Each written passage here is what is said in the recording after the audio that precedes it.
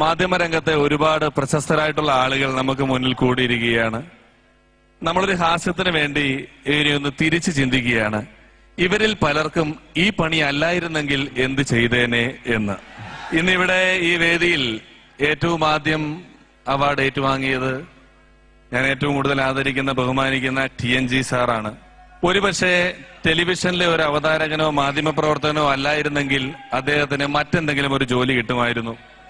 അങ്ങനെ അദ്ദേഹം ഒരുപക്ഷെ കൊച്ചിയിൽ നിന്നും ദുബായിലേക്ക് വരുന്ന ഏതെങ്കിലും ഒരു ഫ്ലൈറ്റിലെ ക്യാബിൻ ക്രൂ മെമ്പർ ആയിരുന്നെങ്കിൽ, ഫ്ലൈറ്റ് പൊങ്ങുന്നതിന് മുമ്പ് നമുക്ക് പഠിപ്പിച്ചു തരുമല്ലോ ഓക്സിജൻ സിലിണ്ടർ കെട്ടുന്നതിനെ പറ്റിയും ജാക്കറ്റ് ഇടുന്നതിനെ പറ്റിയും ഒക്കെ. അത് എങ്ങനെ അദ്ദേഹം നമുക്ക് പഠിപ്പിച്ചു തരുമായിരുന്നു എന്ന് ആദ്യമായി ഇവിടെ അവതരിപ്പിക്കുകയാണ്. അപ്പൊ ഇഷ്ടപ്പെട്ട കൈയടിക്കുക. TNG സാർ ഒരു ഫ്ലൈറ്റിന്റെ ക്യാബിൻ ക്രൂ മെമ്പറായി നിങ്ങളുടെ മുന്നിലേക്ക് എത്തുന്നു. ഫ്ലൈറ്റ് എടുക്കാറായി. കൊച്ചിയിൽ ഇങ്ങനെ ഫ്ലൈറ്റ് നിൽക്കുകയാണ്. ഫ്ലൈറ്റ് ഓടി തുടങ്ങുമ്പോൾ അദ്ദേഹം മുന്നിലെത്തും.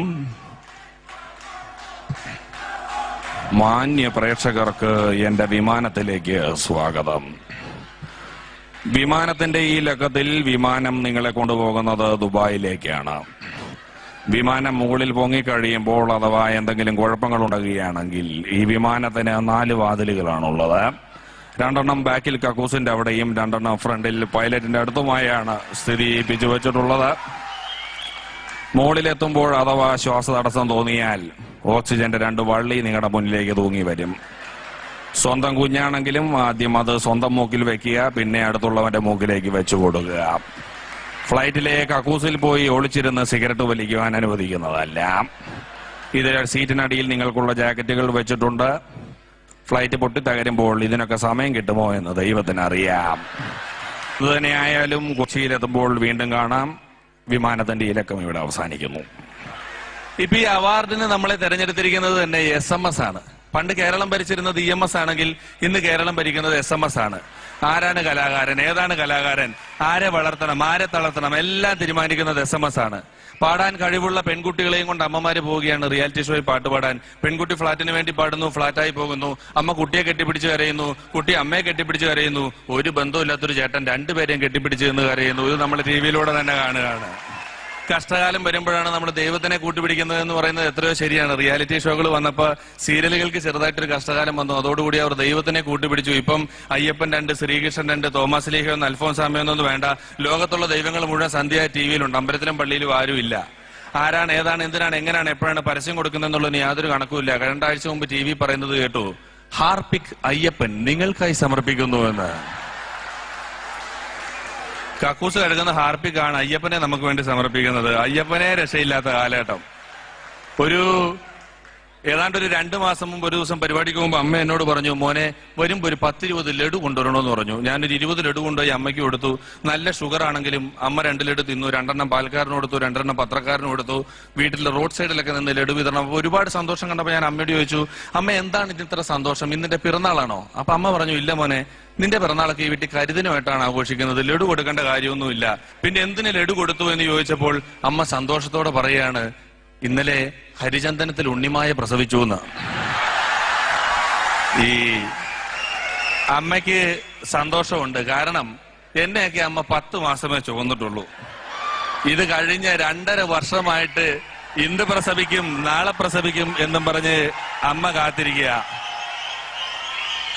അമ്മയുടെ വിചാരം റിമോട്ട് ഞെക്കിയ നായിക പ്രസവിക്കുമെന്നാണ്. ഇത് പ്രസവിക്കില്ലല്ലോ. അതുപോലെ തന്നെ പണ്ടുള്ളവര് പറയാറുണ്ട്, ഗർഭകാലത്ത് കുറച്ച് കുങ്കുമപ്പൂ ഒക്കെ കഴിച്ചാൽ കുട്ടിക്ക് ഒരിത്തിരി വെളുപ്പ് കിട്ടുമെന്ന്. ഇപ്പൊ കുങ്കുമപ്പൂ കിട്ടാനില്ല. അതുകൊണ്ട് ഗർഭിണിയായ കൂട്ടുകാരന്റെ ഭാര്യയാണ് അമ്മ പറഞ്ഞു കൊടുത്തത്, കുങ്കുമപ്പൂ ഇല്ലെങ്കിലും കുഴപ്പമില്ല, രാത്രി കുറച്ചു നേരം കുങ്കുമപ്പൂ സീരിയൽ കണ്ടോണ്ടിരുന്നാൽ മതി, കുറച്ചെങ്കിലും കൊച്ചു വെളുക്കുമെന്ന്. ഇങ്ങനെ TV നമുക്ക് ഒരുപാട് പുതിയ കാഴ്ചകൾ കാണിച്ചു തരുന്നതിൽ മിഡിൽ ഈസ്റ്റിൽ വന്ന് റൂമിലിരുന്ന് TV കാണുമ്പോൾ പലപ്പോഴും കാണുന്ന പരിപാടികളിൽ ഒന്നാണ് സഞ്ചാരം എന്ന പരിപാടി. ഒരാൾ ലോകം മുഴുവൻ ചുറ്റി സഞ്ചരിച്ച് കണ്ട കാഴ്ചകൾ നമുക്ക് കാണിച്ചു തരുന്ന പരിപാടിയാണ് സഞ്ചാരം. സഞ്ചാരം പരിപാടി മുന്നിലേക്ക് കൊണ്ടുവന്നത് അതിന്റെ ഒരു വോയിസ് ഓവർ ആണ്. സഞ്ചാരത്തിന്റെ വോയിസ് ഓവർ നമുക്കൊന്ന് കേൾക്കാം. സഞ്ചാരം. മെസപ്പൊട്ടോമിയയുടെ തലസ്ഥാനമായ ഉസ്ബാക്കിസ്ഥാനിലൂടെ യാത്ര ചെയ്യുമ്പോഴാണ് അമ്പര ചുംബികളായ കെട്ടിടങ്ങൾ എന്റെ മനസ്സിനെ ഹഠാത് ആകർഷിച്ചത്.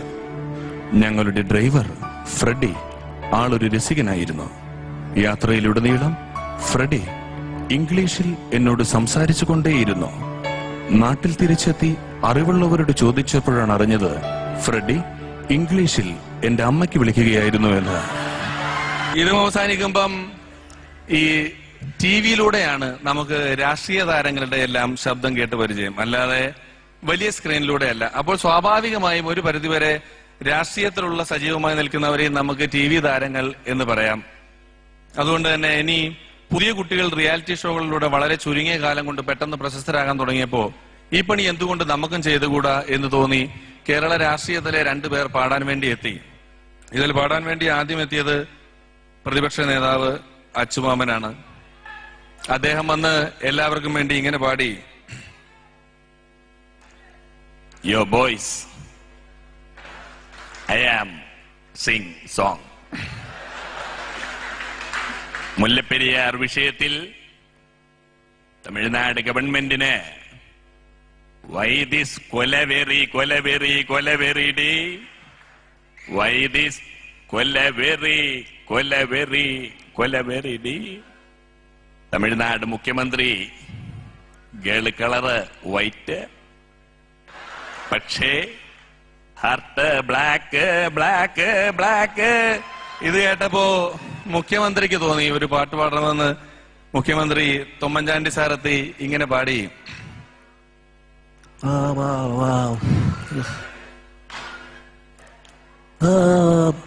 ഗവൺമെന്റ് എന്നോട് ഏത് പാട്ട് പാടാൻ പറയുന്നു, ഞാൻ ആ പാട്ട് പാടും. ഈ അടുത്ത കാലത്ത് ഡൽഹിയിൽ ചെന്നപ്പോൾ അമീർ ഖാന്റെ ഗജനി എന്ന് പറയുന്ന സിനിമയിലെ ഒരു പാട്ട് കേട്ടു. തൂ മേരി അധൂരി പ്യാസ് പ്യാസ്, തൂ മേരി അധൂരി പ്യാസ് പ്യാസ് എന്ന് പറയുന്ന ഒരു ഗാനം. എന്താണ് ഇതിന്റെ അർത്ഥം? മേരി അധൂരി എന്ന് പറയുന്നുണ്ട്, പക്ഷേ മേരി എന്താണ് ഊരിയത് എന്ന് ഈ പാട്ടിലെവിടെയും വ്യക്തമാക്കിയിട്ടില്ല. അത് വ്യക്തമാക്കണമെന്ന് ആവശ്യപ്പെട്ടുകൊണ്ട് വാക്കുകൾ അവസാനിപ്പിക്കുന്നു. നന്ദി, നമസ്കാരം. ഇതും അവസാനിക്കുമ്പോ നാട്ടിൽ ഈ പ്രോഗ്രാം എല്ലാം കഴിഞ്ഞ് വെളുപ്പിനൊരു 3 മണിക്കൊക്കെ ചിലപ്പോൾ ടി വി ഇട്ട് നോക്കിയാലും നികേഷ് കുമാർ ഇരുന്ന് വാർത്ത വായിക്കുന്നത് കേൾക്കാം. കുളിച്ച് ഫ്രഷ് ആയിട്ടൊക്കെ 3 മണിക്കൊക്കെ. അപ്പൊ അദ്ദേഹത്തിന്റെ വാർത്ത വായനയ്ക്കും ഒരു പ്രത്യേക ശൈലി കൊണ്ടുവന്നതിൽ അദ്ദേഹത്തിന് നല്ലൊരു പങ്കുണ്ട്. നികേഷ് കുമാറിന്റെ ഒരു വാർത്ത കേൾക്കാം ഇനി. നമസ്കാരം. കരിപ്പൂർ വിമാനത്താവളത്തിൽ മാധ്യമപ്രവർത്തകരെ മർദ്ദിച്ചുകൊണ്ടിരിക്കുകയാണ്. സംഭവ സ്ഥലത്ത് ഞങ്ങളുടെ പ്രതിനിധി ഭഗത് എത്തിയിട്ടുണ്ട്. ഭഗത്, എന്ത് കാഴ്ചകളാണ് അവിടെ കണ്ടുകൊണ്ടിരിക്കുന്നത്? പറയൂ, എന്താണ് എന്താണ് എന്താണ്? നികേഷ്, നിനക്ക് എന്താണ്? അടങ്ങിയിട്ട് ചോദിക്കുന്നല്ലേ വല്ലതും പറയാൻ പറ്റത്തുള്ളൂ. എന്ത് കാഴ്ചകളാണ് അവിടെ കണ്ടുകൊണ്ടിരിക്കുന്നത്? നികേഷ്, ഇവിടെ മാധ്യമപ്രവർത്തകരെ മർദ്ദിച്ചുകൊണ്ടിരിക്കുകയാണ്. അതുകൊണ്ട് ഞാൻ 4 കിലോമീറ്റർ അപ്പുറം കുറ്റിക്കാട്ട് ഒളിച്ചിരുന്നുകൊണ്ടാണ് ഈ വാർത്ത പറയുന്നത്. കൃത്യമായിട്ടൊന്നും അറിയില്ല. സാരമില്ല, എന്നോടിപ്പോൾ സംസാരിച്ച് നേരം കളയുന്നതിന് വേണ്ടി ക്ലാസ്മേറ്റ്സ് എന്ന ജനപ്രിയ ചിത്രത്തിന്റെ സംവിധായകൻ ലാൽ ജോസ് ഇവിടെ എത്തിയിട്ടുണ്ട്. ശ്രീ ലാൽ ജോസ്, പറയൂ, എവിടെ നിന്നാണ് ഈ ചിത്രത്തിന്റെ കഥ കിട്ടിയത്? ഇതിന്റെ വ്യാജ CD എവിടെ ലഭിക്കും? എല്ലാ ചോദ്യങ്ങൾക്കും കൂടി 11,367 മുക്കാൽ വാക്കുകളിൽ വ്യക്തവും സ്ഫുടവുമായി മറുപടി പറയൂ ശ്രീ ലാൽ ജോസ്. അത്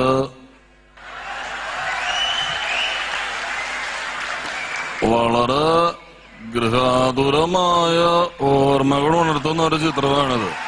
സത്യത്തില് ക്ലാസ്മേറ്റ്സ് എന്ന് പറയുന്ന ചിത്രത്തിന്റെ കഥ ജെയിംസ് എന്നോട് പറഞ്ഞപ്പോൾ തന്നെ ഇതൊരു വിജയ ചിത്രമാകുമെന്നുള്ള പ്രതീക്ഷ എനിക്കുണ്ടായിരുന്നു. അപ്പോ 100-150 രൂപ മുടക്കി തിയേറ്ററിൽ പോയി ചിത്രം കാണുക, എന്നെ കൊണ്ട് കഥ പറയിപ്പിക്കാമെന്നുള്ളത് നിന്റെ അപ്പനോട് പോയി പറഞ്ഞാൽ മതി. വളരെ വ്യക്തമായി സംസാരിച്ചതിന് വളരെ നന്ദി. വീണ്ടും സംസാരിക്കുന്നതിന് വേണ്ടി മാക്ടയുടെ സംസ്ഥാന പ്രസിഡന്റായ ചലച്ചിത്ര സംവിധായകൻ വിനയൻ നമ്മളോടൊപ്പം എത്തിയിട്ടുണ്ട്. ശ്രീ വിനയൻ, എന്തെല്ലാമാണ് താങ്കളുടെ പുതിയ ചിത്രത്തിൽ ഉൾക്കൊള്ളിച്ചിട്ടുള്ള വ്യത്യസ്തതകൾ? ശ്രീ വിനയൻ. വളരെ വ്യത്യസ്തമായ സിനിമയായിരിക്കും എന്റെ പുതിയ സിനിമ എന്ന് പറയുന്നത്. എനിക്കൊന്നും ഈ ചിത്രം എന്ന് പറയുന്നത് ഞാനൊരു ഇംഗ്ലീഷ് സിനിമയ്ക്ക് മലയാളത്തിൽ ഒരു 3-ാം ഭാഗം പുറത്തിറക്കുകയാണ്. ജുറാസിക് പാർക്ക് എന്ന് പറയുന്ന സിനിമയ്ക്ക് മലയാളത്തിൽ ഒരു 3-ാം ഭാഗം. കണ്ണ് കാണാൻ വയ്യാത്തൊരു ദിനോസറും കാല് വയ്യാത്തൊരു ദിനോസറും തമ്മിൽ പ്രണയിക്കുകയും ഈ ദിനോസറിന്റെ പ്രണയം ഒരു തത്തമ്മ അറിഞ്ഞിട്ട് എടുത്ത് വളർത്തുകയും ചെയ്യുന്നതാണ് ഈ ചിത്രത്തിന്റെ ഇതിവൃത്തം എന്ന് പറയുന്നത്. ഈ ചിത്രത്തിലെ സൂപ്രതരങ്ങൾ ആരുമില്ല. സൂപ്പർ താരങ്ങളെ ആരെയും വിളിക്കുന്നുമില്ല. തമിഴ്നാട്ടിൽ നിന്നുള്ളൊരു പുതിയ പയ്യനാണ് രജനീകാന്ത് എന്ന് പറഞ്ഞിട്ട്. ഇനിയിപ്പോൾ ഈ ചിത്രം പരാജയപ്പെടുകയാണെങ്കിൽ തന്നെ ടൈറ്റാനിക് എന്ന് പറയുന്ന സിനിമ ഞാൻ വീണ്ടും മലയാളത്തിൽ ഷൂട്ട് ചെയ്യും. രജനീകാന്തും ഐശ്വര്യ റോയും ആയിരിക്കും നായകന്മാരായിട്ട് അഭിനയിക്കുന്നത്. പിന്നെ നായകൻ രജനീകാന്ത് ആയതുകൊണ്ട് ക്ലൈമാക്സ് മാത്രം ഒന്ന് മാറ്റും. കപ്പലൊക്കെ മുങ്ങി ഒരു 4 ദിവസം കഴിയുമ്പം രജനീകാന്ത് തീരത്തേക്ക് നീന്തി വരികയാണ്, ഒരു കൈ കപ്പലും മറ്റേ കൈ ഐശ്വര്യയുമായിട്ട്.